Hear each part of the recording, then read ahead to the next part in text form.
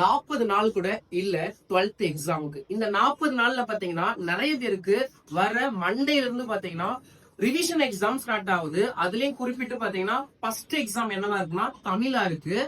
Revision எக்ஸாமா இருக்கட்டும், பப்ளிக்கா இருக்கட்டும், நம்ம ரெண்டுக்குமே சேர்த்து ஒரு சீரியஸ் போட்டுட்டு இருக்கோம். அதுல முதல்ல 12th தமிழுக்கு என்னென்ன இம்பார்ட்டன்ஸ் நம்ம சொல்ல போறோம், எதெல்லாம் படிச்சா உங்களால ஃபுல் மார்க் எடுக்கணும்ன்றத இப்ப நம்ம பார்க்க போறோம்.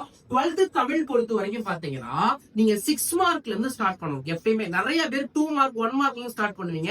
6 மார்க்ல இருந்து ஸ்டார்ட் பண்ண போறீங்க.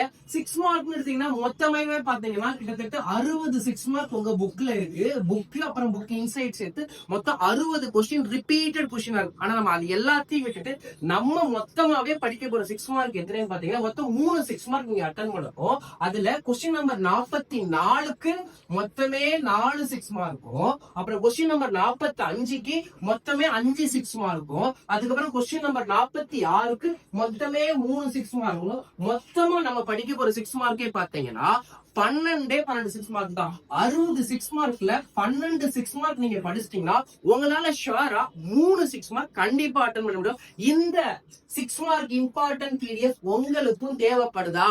நம்மளுடைய யூடியூப் பேஜ்ல இதுக்கான லிங்க் இருக்கு. நம்மளுடைய யூடியூப் பேஜுக்கு போய் முதல்ல சேனலை சப்ஸ்கிரைப் பண்ணிட்டு நீங்க PDF கமெண்ட் பண்ணுங்க. உங்களுக்கு இந்த இம்பார்ட்டன்ட் 6 மார்க் இம்பார்ட்டன்ட் உங்களை நோக்கி வரப்போகுது. இதோட வித் ஆன்சரோட தேவையா? நம்மளுடைய வாட்ஸ்அப் பேஜ்ல இதோட ஆன்சர்ஸ் இருக்கு. அங்க போய் ஆன்சர்ஸ் எடுத்துக்கோங்க. தேங்க்யூ.